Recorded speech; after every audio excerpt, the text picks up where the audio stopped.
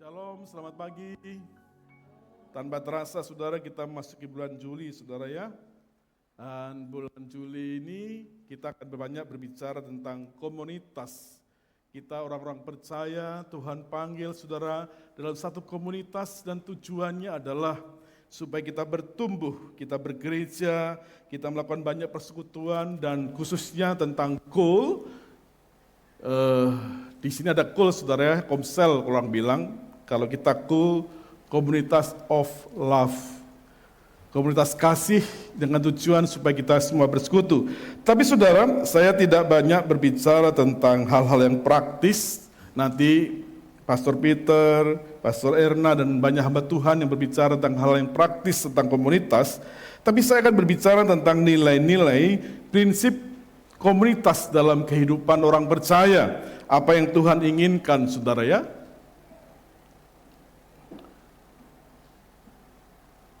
Bisa? Oh, belum. Ya. Ya, oke. Saudara, kebutuhan hidup aman dan nyaman itu merupakan kebutuhan dasar setiap manusia. Aman dan nyaman. Tidur baik, saudara ya, dengan tenang, melakukan aktivitas dengan tenang, tidak takut bahaya, tidak takut hal-hal yang membuat kita merasa khawatir, karena semua orang ingin hidupnya aman, saudara. Kita tidak ingin kalau saudara hidup kita penuh dengan teror dan sebagainya. Berikutnya adalah nyaman. Nyaman itu dalam arti kata kita bisa makan, kalau orang bilang sandang, papan, pangan, saudara ya. Kita tercukupi tentang hal makanan, tentang pakaian, tentang tempat tinggal saudara. Kita nyaman, tidak takut rumah kita roboh, atau kita nggak takut ada banjir dan sebagainya. Aman dan nyaman merupakan kebutuhan dasar setiap orang. Tetapi saudara kemudian berkembang, kita tidak hanya ingin aman dan nyaman. Semua orang ingin melebihi dari sekedar aman dan nyaman. Maka semua orang ingin sukses, ingin berhasil untuk mencapai kemakmuran dan kesejahteraan. Negara mempersiapkan saudara untuk hal ini, dan kita diperlengkapi di sekolah tinggi, diperlengkapi dengan keahlian-keahlian supaya kita sejahtera. Setiap orang punya ambisi, punya keinginan untuk berhasil, untuk sukses, sehingga kita punya uang yang banyak, harta yang banyak, bukan sekedar aman dan nyaman saja, tapi kita bisa berkecukupan, berkelebihan. Apa yang kita inginkan, saudara, itu tercapai. Tapi masalahnya adalah, saudara, apakah kemakmuran dan kesejahteraan itu merupakan tujuan tertinggi, tujuan utama, atau panggilan tertinggi dalam hidup kita? Apakah keamanan, kenyamanan, kemakmuran, kesejahteraan itu menjadi tujuan utama atau panggilan tertinggi dalam hidup kita? Tanpa kita sadari, saudara, semua orang, saudara, seringkali terjebak tentang hal itu. Berapa waktu lalu, dalam satu perjalanan, saudara, saya bertemu dengan seorang pengusaha. Berbincang-bincang, saudara, pengusaha ini punya 3 toko yang besar. Saudara, dia usia 60 tahun lebih, dan dia sekarang sudah banyak jalan-jalan. Yang ngurusi tokonya anak-anaknya, saudara. Kemudian dia tanya sama saya, apa aktivitas Bapak, profesi Bapak, atau pekerjaan Bapak? Lalu saya jawab, saya seorang pendeta. Karena orang ini matanya sipit, saudara, orang Chinese, saya mencoba menebak secara acak. Saya bertanya, Bapak ke Kelenteng? Saudara, dia jawab apa? Saudara, dia jawab dengan percaya diri, dia menjawab, tidak. Saya tidak kemana-mana, saya ada di rumah. Kadang ke Kelenteng, kadang ke wihara, kadang juga ke gereja. Saudara, seringkali saudara banyak sekarang apa yang disebut dengan gaya hidup asik dengan dirinya sendiri. Zaman modern ini ditandai dengan orang-orang yang hidup mandiri, menjaga privasi, saudara. Dia tidak peduli dengan orang lain. Pengusaha yang kaya ini, saudara, Dia pikir bahwa dia sudah dengan uang yang banyak, dia ngurusi rumah tangganya, dia ngurusi anak-anaknya, saya itu pleasure. Dia menyenangkan dirinya, nggak peduli sama orang lain, nggak peduli sama Tuhan. Kalaupun datang ke kelenteng, wihara atau gereja, pasti ingin mencari berkat, mencari sesuatu yang memenuhi dirinya. Saudara, banyak orang-orang yang hidup asik dengan diri sendiri,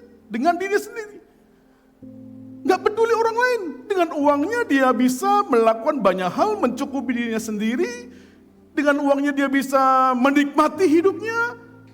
Saudara, tapi ini sebenarnya tidak hanya berbicara tentang orang kaya. Sekarang juga ini sudah menjadi mode. Gaya hidup asik dengan dirinya sendiri. Saudara, nggak peduli orang lain. Saudara, cuek dengan orang lain. Apalagi dengan adanya teknologi ini, saudara ya. Banyak orang yang lonely di bus-bus, di kereta api, saudara. Banyak orang tapi mereka asik dengan diri sendiri. Banyak orang juga di gereja begitu. Dengan praktis, kalau nggak cocok di gereja, hari ini gereja mana, besok gereja B, gereja C. Nggak peduli, saudara. Dia misalnya kelas sama orang, dia pindah. Kehidupan asik dengan dirinya sendiri ini menjadi satu mode. Menjadi satu pola, menjadi satu kebiasaan yang sedang terus berkembang. Alkitab katakan, saudara, nggak begitu jelas ya. Manusia akan mencintai dirinya sendiri dan menjadi hamba uang. Mereka akan membual dan menyombongkan diri. Mereka akan menjadi pemfitnah. Mereka akan berontak terhadap orang tua dan tidak tahu berterima kasih, tidak mempedulikan agama. Saudara garis bawahi, manusia akan mencintai dirinya sendiri, tidak mempedulikan agama, dan banyak sekali yang lain, saudara. Contoh yang lain. Gaya hidup asik dengan sendiri, saudara, diri sendiri menjadi sesuatu yang dinikmati. Saudara, seringkali ini sudah menjadi tujuan utama dan panggilan tertinggi dalam kehidupan manusia. Di zaman modern ini dengan segala fasilitas yang ada. Tetapi ini bukan tujuan panggilan hidup orang Kristen. Orang dunia boleh menjadikan ini panggilan tertinggi, tujuan hidupnya nggak peduli dengan orang lain. Tapi ini bukan tujuan dan panggilan kekristenan. Kekristenan bukan panggilan seperti itu. Sudah kita bisa lihat di dalam beberapa ayat yang kita bisa baca. Kenapa nggak begitu jelas ya? Oke, Keluaran pasal 6 ayat 6. Aku akan mengangkat kamu menjadi umatku dan aku akan menjadi Allahmu supaya kamu mengetahui bahwa akulah Tuhan Allahmu yang membebaskan kamu dan dari kerja paksa orang Mesir. Keluaran 9 ayat 1, berfirmanlah Tuhan kepada Musa, pergilah menghadap Firaun dan berbicaralah kepadanya. Beginilah firman Tuhan Allah orang Ibrani, biarkanlah umatku pergi supaya mereka beribadah kepadaku. Markus pasal yang ke-12 ayat 30 dikatakan, saudara, kasihlah Tuhan Allahmu dengan segenap hatimu dan dengan segenap jiwamu dan dengan segenap akal budimu dan dengan segenap kekuatanmu. Markus pasal 12 ayat 31, dan hukum yang kedua ialah kasihlah sesamamu manusia seperti dirimu sendiri. Tidak ada hukum lain yang lebih utama daripada kedua hukum ini. Saudara, kita memang harus berusaha, kita rindu berkat Tuhan, membuat kita makmur, membuat kita sejahtera. Tapi tujuan utama dan panggilan tertinggi kita tidak terbatas atau hanya mentok di situ. Panggilan tertinggi, tujuan hidup utama orang Kristen apa, saudara? Melayani Tuhan, beribadah kepada Tuhan, dan melayani sesama. Tujuan utama kita seperti itu, saudara. Melayani Tuhan, beribadah kepada Tuhan, dan melayani sesama. Kekristenan, saudara, kebenaran kehidupan kekristenan bukan hanya soal terpenuhi kebutuhan-kebutuhan, kepentingan-kepentingan diri sendiri, tetapi adalah apakah melayani Allah dan sesama.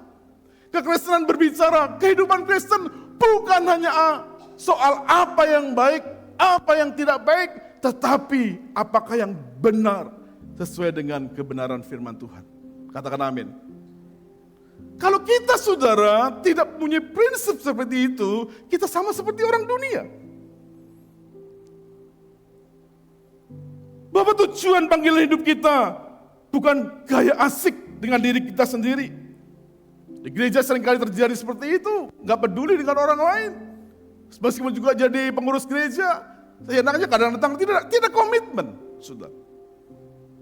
Tidak bertumbuh dalam satu gereja, bisa pergi kemana-mana.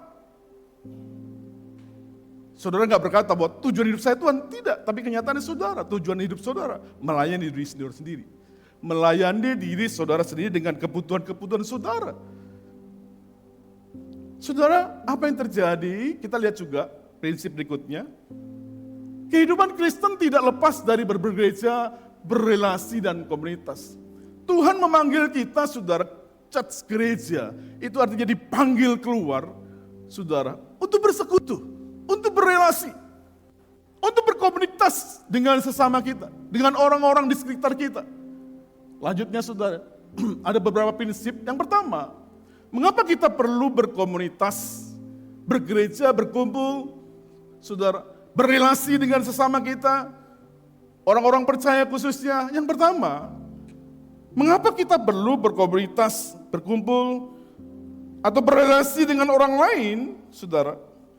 Yang pertama adalah kodrat hakikat manusia itu adalah makhluk relasional, sosial. Dalam Kejadian pasal 2 ayat 18 dikatakan tidak baik kalau manusia itu seorang diri. Saudara, ini bukan hanya berbicara soal pernikahan. Ini bukan berbicara hubungan suami istri, bukan hanya berbicara laki-laki dan perempuan dalam satu pernikahan. Ini berbicara tentang seharusnya orang itu tidak hidup untuk dirinya sendiri, tapi juga berelasi, saudara, berkomunitas, berkumpul dengan orang-orang lain. Kalau tidak, saudara, kalau kita tidak berelasi, hidup dengan diri kita sendiri, asik dengan kebutuhan-kebutuhan kita sendiri, sebenarnya, saudara, kita merendahkan kodrat hakikat kemanusiaan kita. Di rumah itu Rahel dan Michelle punya rawat namanya Yuce. Yuce ini bukan nama orang, sorry kalau ada yang namanya Yuce, saudara. Yuce ini nama kucing. Mungkin sudah punya peliharaan Blackie atau nama-nama yang lain. Saudara, ketika hidup saudara untuk diri saudara sendiri, saudara merendahkan harkat dan martabat kemanusiaan saudara, kodrat saudara sebagai manusia, sebagai gambar dan rupa Allah. Yuce tidak diciptakan sesuai dengan gambar dan rupa Allah. Hanya manusia yang punya akal budi. Kita diciptakan, hakikat kita, kodrat kita adalah manusia yang berrelasi dengan orang lain, yang berkomunikasi dengan orang lain, yang berkumpul dengan orang lain. Kalau tidak, maka kita sebenarnya merendahkan harkat martabat kita. Setelah pandemi COVID, saudara, diperkirakan 30% orang Kristen sudah tidak lagi beribadah di gereja. 30%. Di Makassar ini ada satu gereja yang besar, kalau nggak salah 5-6 cabang, saudara ya. Sekarang tinggal 3. 2 gereja, 3 ibadah. Dulunya banyak sekali. Yang pagi pun juga banyak. Kenapa? Berkurang. 30% diperkirakan setelah COVID, orang tidak lagi beribadah. Saudara, ketika sudah menarik diri dari bergereja, berkomunitas, sebenarnya saudara merendahkan harkat dan martabat saudara sebagai makhluk Tuhan, sebagai ciptaan Allah, sebagai gambar dan rupa Allah. Kenapa kita perlu berrelasi, saudara? Yang berikutnya adalah pertumbuhan rohani terjadi dalam komunitas. Di dalam Amsal pasal 27 ayat 17, besi menajamkan besi, orang menajamkan sesamanya. Dengan kita berrelasi, kita berkumpul dengan orang lain, saudara, sebenarnya kita, saudara, sedang dibentuk. Karakter kita dibentuk, pertumbuhan iman kita dibentuk, kepribadian kita dibentuk. Kita tidak lagi menjadi orang yang egois, tapi kita melihat orang lain. Tuhan memberi kita telinga untuk apa saudara? Untuk mendengarkan orang lain. Tuhan memberi kita mata untuk melihat orang lain. Tuhan memberikan kita mulut untuk bisa berbicara, menasihati, membangun orang lain. Tuhan memberikan kita tangan untuk merangkul orang lain. Saudara, memberikan semangat kepada orang lain. Tuhan memberikan kepada kita manusia seutuhnya, semuanya punya fungsi. Dan kita dikatakan tubuh Kristus dengan talenta-talenta yang berbeda untuk saling memperlengkapi. Katakan amin, saudara. Memang di gereja ini saya cocok dengan Pak Anas karena sama-sama mungkin tidak terlalu banyak bicara. Yang perlu-perlu saja. Yang penting-penting saja sehingga cocok. Tapi di gereja ini bukan hanya tipe orang seperti saya dan Pak Anas saja. Ada tipe seperti Ibu Erna dan juga Ibu Ivo yang suka bicara, yang bisa ngomong. Ada tipe lagi saudara yang lebih cerewet mungkin, yang saya nggak tahu. Itu realita. Saya nggak bisa menerima diri saya sendiri, tidak bisa hanya menerima jenisnya Pak Anas. Saya juga menerima istri saya juga mesti menerima Ibu Ivo. Dan yang lain-lain saudara. Dengan karakter yang berbeda. Seorang filsafat mengatakan bahwa seseorang akan memiliki makna hidupnya. Hidup seseorang akan bermakna ketika dia berelasi dengan orang lain. Apa maksudnya? Kalau saudara nggak berelasi, nggak ada maknanya, merendahkan derajat hidup saudara. Bukan lagi sebagai manusia yang diciptakan untuk bisa berelasi. Di gereja memang ada gesekan, besi menajamkan besi, orang menajamkan sesamanya. Justru dengan gesekan-gesekan itu saudara, yang penting kita bisa saling mengampuni, saling menerima, buat kita bertumbuh. Tapi ketika saudara menarik diri dari orang lain, saudara tidak mau clash sama orang lain, saudara nggak mau saudara nggak mau berantem sama orang lain, menikmati diri saudara sendiri, saudara merendahkan diri saudara sendiri. Saudara, saya banyak perbedaan dengan Ibu Erna, tapi Tuhan mengatakan laki-laki adalah pemimpin. Saya berani tegas pada istri saya, kalau salah bilang salah, benar saya bilang benar, dan saya berani berantem. Bukan karena saya mengatakan bahwa saya tunduk pada laki, tidak. Istri saya itu modelnya otoritas, saudara, dominan. Kalau saya didominasi istri saya, bukan hanya menghancurkan saya tidak lagi bisa kapasitas saya bisa hancur, tapi mempengaruhi keluarga, mempengaruhi anak-anak. Ada saatnya sebenarnya tidak. Ada saatnya bilang, ya terserah kamu. Ada saatnya saya mengambil keputusan. Ada saatnya saya bisa mengatakan, ya kamu mengambil keputusan. Sebagai leader, sebagai pemimpin, untuk mengatakan ya dan tidak. Dan itu posisi saya. Sehingga saya belajar dari dia belajar dari saya. Saudara, kadang-kadang suami istri tidak mau clash, tidak mau berantem, mengatakan ya supaya rumah keadaan aman. Oh, kalau sudah istri berkuasa di rumah, kapasitas suami mati, itu berpengaruh pada anak-anak. Berpengaruh pada rumah tangga. Kegagalan rumah tangga selalu dilihat, pasti suaminya ini. Pasti suaminya. Padahal belum tentu. Orang bilang kesuksesan seorang pria, apa sih? Karena ada wanita di belakang gitu ya. Tapi saudara nggak pernah mendengar kehancuran seorang pria, karena juga ada wanita di belakang kita. Jangan hanya lihat positifnya. Hati-hati saudara, saya menemukan di gereja, banyak menemukan keluarga hancur karena apa? Karena kaptennya itu istrinya saudara. Pria-pria nggak berani untuk berontak. Saudara nggak sekali-kali berantem tidak apa-apa, untuk menunjukkan siapa yang benar dalam arti kata, siapa pemimpin. Tanya istri saya kadang-kadang berantem dengan keras, tapi dulu, sekarang sudah seiring usia waktu, usia 50, sudah menjadi kakek, kadang-kadang ada masalah-masalah ya kita ketawa aja gitu ya. Kalau dulu berantem sekarang udah ketawa. Tapi proses sudah lewati. Tapi kalau sudah puluhan tahun jadi suami istri terus yang berdominasi, saudara merusak rumah tangga dan merusak generasi-generasi yang bawah. Kesuksesan seorang pria karena ada wanita di belakangnya, tapi kehancuran seorang pria juga ada wanita di belakangnya. Nah itu saudara, ini rumusan baru ya, pegang baik-baik itu saudara ya. Kita kadang-kadang bergesekan saudara. Tapi kalau untuk satu kebenaran kadang-kadang perlu motivasinya baik. Suami istri bukan menghancurkan, tapi untuk maju lebih jauh lagi. Survei juga membuktikan saudara, kesuksesan seseorang semata-mata bukan karena kepandaiannya. Salah. Bukan karena IQ-nya, intelijennya, tidak. Kesuksesan karier seseorang juga dipengaruhi oleh emosinya, IQ-nya. Dipengaruhi oleh bagaimana dia bisa berelasi dengan orang lain, bisa bersosialisasi dengan orang lain. Kalau dia pinter tapi IQ-nya jelek, dia menjadi egois. Dia tidak bisa dia tidak bisa dalam satu tim. Dia tidak bisa bekerja sama dengan orang lain. Jadi orang pinter tidak menjamin dia orang sukses. Justru kecerdasan emosinya itu, saudara, yang membuat orang sukses. Kecerdasan emosi itu membuat dia bisa bekerja sama dengan orang lain. Kecerdasan emosi itu, saudara, bisa membuat dia bekerja sama dengan orang lain. Ada orang yang selalu kalau kumpul bicara aku, saya selalu kasih tahu istri saya, kamu itu ibu gembala. Kalau kumpul dengan jemaat jangan selalu cerita rumah tanggamu, apa-apamu. Tanya keadaannya, bagaimana hari ini, kemarin bagaimana suami sehat-sehatkah, berkatnya banyak ya? Berkatnya banyak saya tambahin juga ya. Kondisi anak-anakmu bagaimana?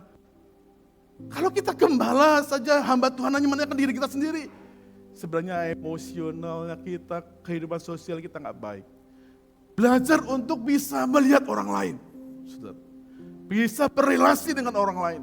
Nah, komunitas sel itu tujuannya seperti itu, saudara. Ada satu ayat. Ini apa ini? Oh, ini yang satu dia nanti lain. Ini ayat ini. Adalah lebih berbahagia memberi daripada menerima. Saudara, ayat ini jangan hanya sudah pikir ini hanya berbicara soal memberi uang ya.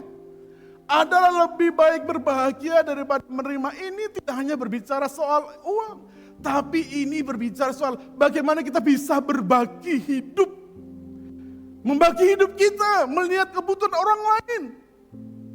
Saya tadi katakan mata kita diberikan juga untuk melihat orang lain. Telinga kita juga untuk mendengar orang lain, saudara. Memperhatikan orang lain. Saya selalu katakan istri saya, kalau ada lebih apa-apa di rumah, ingat ada tangga kiri, tangga belakang. Belajar untuk memperhatikan orang lain, apalagi mereka ada kondisi yang tidak baik. Kita perlu berbagi, saudara. Adalah bahagia untuk memberi daripada menerima. Ini bukan hanya berbicara soal memberi uang, tapi perhatian kepada orang lain. Minggu lalu, saudara, saya dapat sponsor dari Pak Ruby, pergi ke Thailand. Saya, istri saya dan Michelle pergi, saudara ya. Pergi ke Thailand 4 hari. Pada waktu pulang, saudara, menuju bandara, saya bertiga selalu di belakang. Karena apa? Karena istri saya itu jalannya pelan dan kadang-kadang mesti didorong, jadi selalu di belakang. Pada waktu menuju bandara, saudara, dari hotel, dari bus, kemudian dari bandara, saya bisik-bisik sama Michelle, kasih tahu mamamu, kasih tip itu buat guide lokal. Guide lokalnya itu perempuan, ibu-ibu, pakaiannya sederhana, saudara ya. Tapi dia rajin, kasih penjelasan, kadang menolong istri saya. Tolong kasih tahu mama, tolong kasih tip buat dia. Saudara, selama perjalanan, saudara ya, kami di belakang, sampai mau pisah, kita mau masuk ke, masuk ke pesawat, saudara ya. Saya lihat cuma istri saya aja yang beri. Saya sama Michelle, saya tuh kadang sama Michelle cocoknya gitu, saudara ya. Suka perhatiin orang lain, saudara ya. Merhatiin dalam hal positif. Anak saya bilang, kayaknya gak ada yang lain, kasih Pak ya. Saya tanya istri saya, gak ada yang ngasih ya. Istri saya bilang ini, memang rombongan ini ada saudara itu orang-orang rata-rata pengusaha. Ada 3 bus, satu bus kami itu malah dibilang ada di antara rombongan lah, ada 8 naga dari Makassar. Pengusaha sukses lah. Saya tanya istri saya, kok gak ada ngasih tip ya? Oh, istri dia bilang, tadi itu, kan kita tahu kemarin-kemarin itu guide lokalnya itu menjual barang. Menjual barang, itu sebenarnya kan hasilnya itu buat dia. Jadi, guide lokal itu dapat uang dari travel Jakarta, dan juga dapat, saudara, profit untung dari penjualannya. Tapi kan nggak semua orang beli barangnya, betul saudara? Kalau dari travel Jakarta pasti dapat, tapi kan nggak semua orang beli barangnya. Saya mengatakan begini saudara, kadang-kadang orang itu tidak suka untuk membahagiakan orang. Kadang-kadang orang itu tidak senang untuk menyenangkan orang. Memang kita nggak menyenangkan semua orang, tapi kita nggak suka untuk membuat orang senang, membuat orang bahagia, apalagi membuat orang sukses. Mungkin orang-orang berpikir kan dia udah dapat haknya dari travel, kan dia dapat untung dari penjualan itu. Tapi dari penjualan itu saudara berapa? Apa salahnya kalau kita kasih tip? Ya mungkin mereka ada yang ngasih tip, kita nggak tahu. Saudara, kebanyakan kita selalu berpikir, sudah dia kan sudah dapat haknya. Kenapa kita nggak suka untuk memajukan orang? Kenapa kita nggak suka membuat orang lain senyum? Kenapa kita nggak suka untuk membuat orang lain tertawa? Kenapa kita nggak suka membuat orang lain bahagia, apalagi sukses? Kenapa kita nggak suka? Bahwa kita berkata lebih baik, lebih berbahagia adalah lebih berbahagia menerima daripada memberi, adalah lebih bahagia berbagi daripada hanya sekedar menerima. Belajarlah untuk bisa membahagiakan orang lain. Jangan hanya membahagiakan diri kita sendiri. Belajarlah untuk menyukakan orang lain. Ini tujuan kita bergereja, Bapak Ibu Saudara.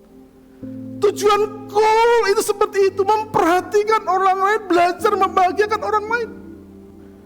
Kalau dipikir sedih, setiap hari saya juga sedih, saudara ya. Kadang-kadang suka hanyut, oh kasihan itu anak muda belum dapat pekerjaan.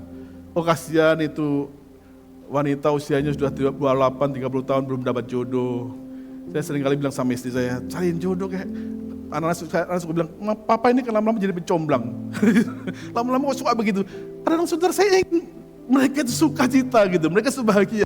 Ya kadang-kadang juga berlebihan saudara. Tapi saudara kalau saya hanyut setiap hari saya juga sedih. Ada ini masalah keluarga, ada problem, yang tua punya problem ini, yang rumah tangga punya problem ini, yang remaja punya problem ini. Tapi saya nggak bisa buat apa-apa. Seringkali saya berbagi dengan istri, dengan anak untuk berbicara, mendoakan mereka.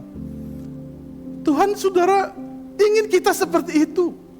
Memperhatikan orang lain. Paling tidak kita berdoa buat mereka. Paling tidak kita bisa memberikan sesuatu yang bisa kita lakukan. Ada lebih bahagia memberi daripada menerima. Ada satu berita yang baik saudara ya. Indonesia itu 7 tahun berturut-turut, saudara, kelas dunia ini, 7 tahun berturut-turut menjadi top terbaik bangsa yang dermawan, yang suka memberi. Mungkin pemberian bangsa Indonesia itu tidak sebesar pemberian Amerika Serikat. Tapi dalam prosentasinya saudara, kita nggak pernah ketinggalan untuk memberi, menyumbang. Ini ciri khas budaya Indonesia. Kalau saudara lihat YouTube, banyak tuh orang bule barat saudara ya, yang egois, yang hidup sendiri. Sampai Indonesia tuh heran, orang muda tersenyum. Kalau kamu di barat tersenyum gitu, ditampol, dipukul kamu. Dikira kamu orang gila. Tapi di Indonesia semua tertawa. Kadang-kadang saudara di desa-desa itu ada bule kelaparan dikasih tinggal di rumah, suruh makan, kasih tinggal. Indonesia itu sudah bukan negara yang kaya, banyak penduduknya yang miskin, tapi dermawan. Ponakan istri saya, dokter, itu koas istilahnya ya, 1 tahun di Sinjai. Nah dia terkenal dengan dokter Cina, karena dia China sendiri, di Sinjai. Mamanya waktu datang ke sana saudara menangis, karena kosannya saudara sangat-sangat sederhana. Tapi anaknya enjoy saja, kadang tidur di puskesmas, kadang tidur di mana-mana. Tapi saudara anaknya bersaksi, ponakan saya bilang, itu orang-orang, anak orang di sana, saudara, dia honorer, suster-suster itu gaji 1 bulan 300.000. Tapi mereka suka memberi, saudara. Nggak segan-segan untuk memberi, memperhatikan. Makanya kalau ponakan istri saya pulang ke Makassar, selalu bawa oleh-oleh, saudara, ke Sinjai, bagi-bagi. Saudara, kita kadang-kadang nggak pikirkan Sinjai itu syariat ini sempatannya ya. Tapi orang-orangnya baik, saudara. Dermawan, saudara perhatikan. Ada hubungan antara dermawan dengan bahagia. Indonesia bukan hanya 7 tahun berturut-turut sebagai negara dermawan, Tapi Indonesia juga berhasil menduduki peringkat kedua sebagai negara paling bahagia. Ada juga yang mengatakan nomor 1. Ada koneksi antara dermawan dengan bahagia. Kebahagiaan ini saudara bukan karena unggul dalam kekayaan, tapi orang-orang Indonesia hubungan sosialnya baik. Ada satu kepuasan hidup, kedekatan keluarga, gotong royong, dan keterlibatan dalam komunitas. Jadi berbicara soal kebahagiaan, sukacita semata-mata bukan karena finansial, tapi hubungan sosial. Ketika kita memperhatikan orang lain, ketika kita peduli pada orang lain, tidak hidup hanya untuk dirinya sendiri, tidak hanya hidup untuk keluarganya sendiri. Mari kita keluar dari diri kita sendiri, mari kita keluar dari keluarga kita untuk melihat orang lain. Alkitab katakan terutama saudara-saudara seiman. Mari kita belajar komunitas untuk saling membangun supaya kita menjadi berkat. Amin saudara. Supaya kita menjadi berkat. Ini tujuan Allah. Kita bukan hanya datang beribadah kepada Allah, kita berelasi kepada Allah, tapi juga kita berelasi dengan orang-orang kita, anggota kita. Belajar membuka rumah bagi orang lain, belajar buka mulut untuk menasihati orang lain, saudara. Belajar untuk berbagi pada orang lain. Karena ketika kita berbagi, akan memberi kita bahagia. Alkitab katakan saudara, semakin banyak kita memberi juga dalam arti sederhana beginilah. Berapapun uang kita keluarkan, saudara, uang yang kita miliki itu nggak akan cukup, saudara. Terus berapapun juga nggak akan cukup. Tapi kalau kita berbagi, saudara, ada satu kebahagiaan, ada satu sukacita. Mama saya itu selalu menjadi buat saya figur yang baik. Sampai akhirnya dia meninggal, dia tinggalkan semuanya itu. Kerja mulai usia muda sampai tua, mengumpulkan uang banyak. Tapi setelah meninggal tidak dibawa mana, gak dibawa saudara. Alkitab katakan lahir dengan telanjang, pulang dengan telanjang. Apakah kita hidup seperti Yuce? Hanya peduli dengan diri kita sendiri, sekolah, menikah, bekerja, menikmati hidup, lalu meninggal. Nggak bermakna. Mari kita belajar hidup ini bermakna. Salah satunya selain beribadah, kita berbagi pada orang lain. Yang berikutnya saudara, yang ini ya, ada nih, antara dermawan dan bahagia itu ada. Belajar kita saudara untuk peduli dengan orang lain. Bisa membahagiakan orang lain. Gereja itu sebenarnya luas sekali saudara. Panggilan gereja itu luas sekali. Panggilan gereja itu bukan hanya hari Minggu seperti ini bergereja. Tidak saudara, seharusnya gereja itu bisa bikin puskesmas, bikin pendidikan, bikin rumah sakit. Seharusnya begitu idealnya ya. Idealnya. Tapi susah lah. Karena jemaat juga lebih senang. Ya ada tuh, saya dengar langsung dari orang. Dia bilang, ini yang lain. Mama saya tuh gak kasih perpuluhan. Kenapa? Dia nggak pengen pendetanya kaya. Saudara, ada yang seperti itu loh. Wih, sampai sejauh itu ya. Wah, luar biasa. Luar biasa pelitnya maksudnya saudara. Ini pengalaman. Bukan satu kebenaran dalam arti kata di general. Tapi puluhan tahun saya melayani sebagai gembala. Puluhan tahun saya melayani di gereja dan menggembalakan. Orang-orang yang konsisten memberikan perpuluhan, memperhatikan gereja, rata-rata mereka itu orang dermawan, peduli dengan orang lain. Ini pengalaman hidup saya. Saya bisa buktikan kalau saudara mau. Orang-orang di gereja ini yang konsisten berikan perpuluhannya, rajin memberikan memperhatikan gereja, rata-rata mereka itu dermawan buat orang lain. Memberi bukan soal jumlah, seberapa banyaknya, tidak. Tetapi seberapa yang sudah ingin berikan. Memberi bukan jumlahnya, tidak, saudara. Saudara, Alkitab itu dengan jelas loh, adalah lebih berbahagia. Saya tidak menodong saudara ya, tapi mengajari saudara satu rahasia untuk bahagia. Belajar untuk peduli, memperhatikan orang lain. Kita bersosialisasi, kita memperhatikan, peduli dengan orang-orang lain. Saudara, bukan soal jumlahnya, tapi seberapa saudara mau. Jangan juga memberi dari sisa-sisa ya. Kadang-kadang saudara ada pakaian-pakaian layak pakai di rumah.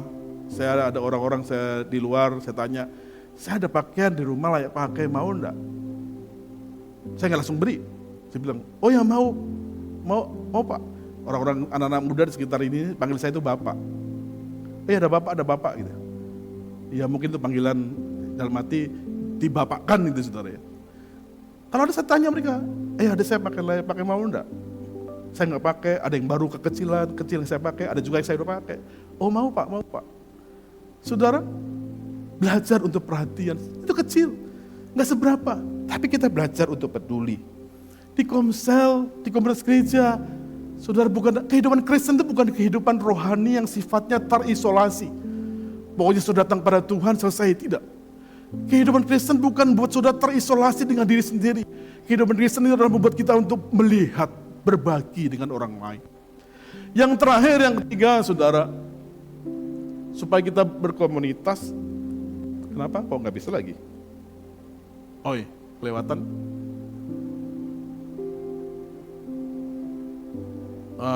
Satu lagi. Ini, saudara, dalam Kisah pasal 24, 6, 47, dengan bertekun dan dengan sehati mereka berkumpul tiap-tiap hari dalam bait Allah. Mereka memecahkan roti di rumah masing-masing secara bergilir dan makan bersama-sama dengan gembira dan dengan tulus hati, sambil memuji Allah, dan mereka disukai semua orang. Dan tiap-tiap hari Tuhan menambahkan jumlah mereka. Ini poin keberapa kok langsung sudah sini ya? Ada poinnya ketiga enggak? Ada poin ketiga sudah seharusnya. Poin ketiga itu berbicara tentang melalui komunitas kita akan lebih berdampak bagi dunia. Enggak ada ya poinnya? Yang pertama tadi apa saudara? Manusia makhluk sosial. Untuk apa saudara? Makhluk sosial untuk berelasi. Yang kedua, besi menajam besi, orang menajam orang, kita bertumbuh dengan berelasi, iman kita bertumbuh, kerohanian kita bertumbuh. Yang ketiga, dengan komunitas saudara, kita itu ingin lebih berdampak. Contohnya beginilah, kalau saudara barbecue, bakar-bakar daging dengan arang, kalau arangnya banyak, apinya besar, betul? Tapi ketika apinya besar, saudara pisahkan, dia kurang berdampak. Kenapa orang itu perlu bergereja? Gereja ini sekolah kehidupan, gereja ini pusat pembentukan kerohanian saudara. Di gereja saudara memuji, menyembah Tuhan bersama-sama saudara seiman. Saudara mendengarkan firman Tuhan bersama-sama saudara seiman. Saudara, kita membentuk satu spiritual, kekuatan dari Allah hadir. Baru kita pulang ke rumah, kita di gereja berdoa, kita di gereja menyembah Tuhan, kita juga di rumah berdoa menyembah Tuhan. Kalau gereja apinya besar, saudara pulang juga dengan api yang besar. Tapi gereja kalau apinya kecil, di rumah juga apinya kecil, saudara.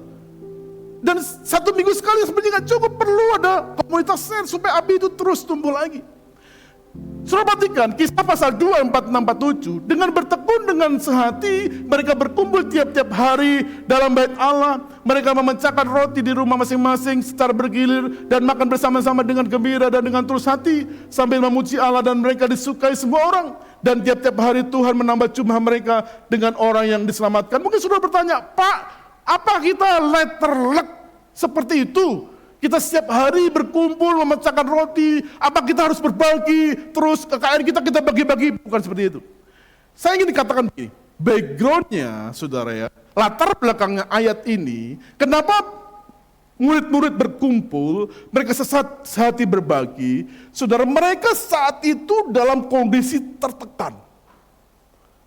Setelah Yesus naik ke surga, murid-murid, saudara, jemaat mula-mula, mereka dikejar-kejar oleh tentara dari bangsa Roma.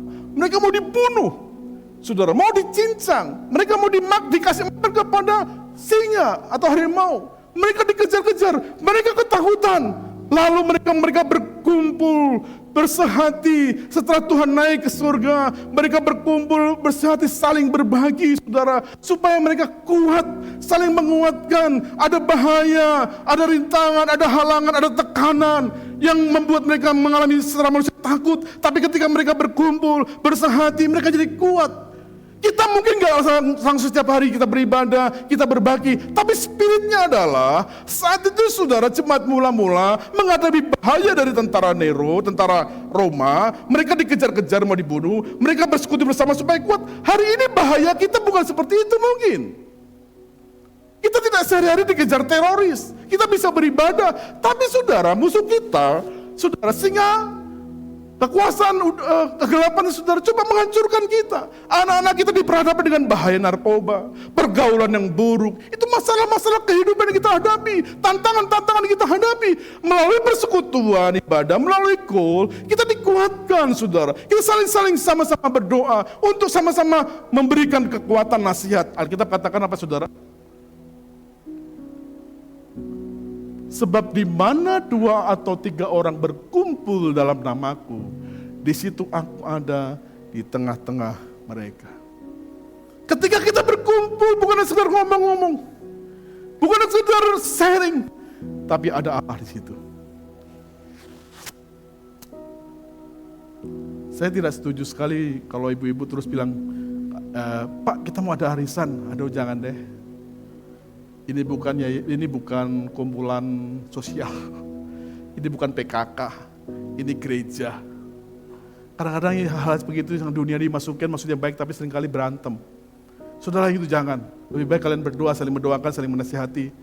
Saya kasih jemaat, tahu jemaatnya, saya jujur katakan, kalau ada jemaat yang pinjam uang, jangan dikasih. Orang tuh gampang pinjam uang tapi baliknya susah. Kadang-kadang sudah baik pinjam uang, akhirnya jadi musuh. Betul nggak saudara? Istri saya itu punya tip yang baik. Kalau ada orang, dulu kalau saya saudara, gampang tersentuh orang pinjam saudara, kasih. Tapi lama-lama dia nggak ke gereja, karena nggak mau bayar, malu gitu. Kan kehilangan jiwa. Akhirnya istri saya kalau ada orang pinjam, saya nggak kasih pinjam, tapi ini ada uang sedikit. Begitu saudara, memberi. Ada praktek-praktek yang kita nggak perlu jalankan. Kenapa di gereja? Istri bilang ini itu gereja, ada gereja dibilang iuran setiap bulan. Ada iuran buat diakonia, ada iuran buat ini, buat itu. Saya bilang kita nggak perlu iuran lah. Kalau jemaat bertumbuh, rohaninya berkembang, rohaninya dewasa, rohaninya gampang memberi. Ada kas gereja. Kalau kita ada uang kasih, kalau nggak ada gereja. Saudara, ada hal-hal yang tidak perlu kita lakukan yang sifat duniawi. Gereja Pentakosta Karismatik sudah nggak ada itu iuran-iuran. Nggak ada juga istilahnya apa ya? Ya nodong-nodong gitulah. Ada persembahan 2 kali ya sudah itu. Pembangunan sudah kita akan membangun, kita ada kas kurang lebih 60-70 juta kita akan pakai. Kalau sudah memberi. Dan kita nggak perlu begitu. Kalau sudah bertumbuh dalam iman, dalam kerohanian, pasti akan memberi dengan sendiri. Ada praktek-praktek dunia yang tidak perlu. Ada batas-batasannya. Sudah. Ketika kita kumpul, dampaknya lebih besar daripada arisan. Betul? Ibu-ibu, bukan PKK ini ya.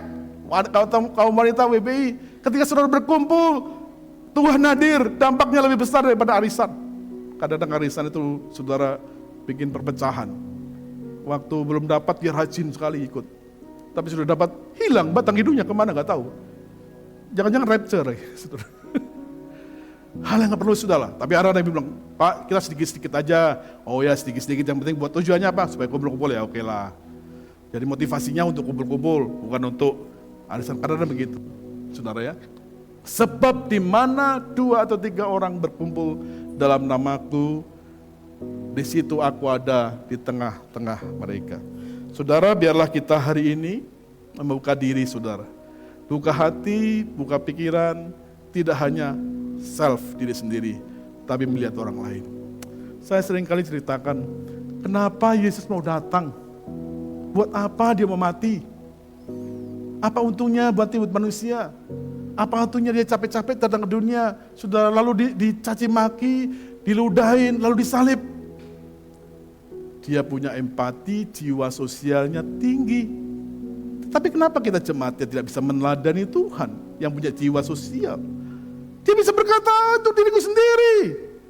Aku sudah ada dalam kerajaan surga, tapi kita meninggalkan saudara kealahannya, kekekalan untuk manusia datang ke dalam dunia. Untuk berbagi, untuk menolong, untuk mati buat saya dan saudara. Karena dia punya jiwa sosial, empati yang tinggi. Saudara kasih dalam Tuhan, teladan kita, Allah kita, sudah memberikan teladan buat kita, mau berbagi orang lain. Saya percaya kalau sudah berbagi pada orang lain, saudara tidak akan miskin dengan itu. Tapi proporsional, jangan dapat gaji 10 juta, dibagi-bagi 10 juta itu konyol. Ada, saya katakan ada nih untuk itu bulanan, ini untuk sekolah, ini untuk gereja. Gereja itu harus dibagi, ini untuk gereja. Jangan gereja itu hanya kalau ada lebihnya. Gak boleh saudara. Ini untuk rumah tangga, ini untuk sekolah, ini untuk kesehatan, ini untuk gereja. Bukan soal jumlahnya, tapi seberapa kemauan saudara berbagi dalam banyak hal. Saya percaya Tuhan akan memberkati saya dan saudara. Mari tundukkan kepala.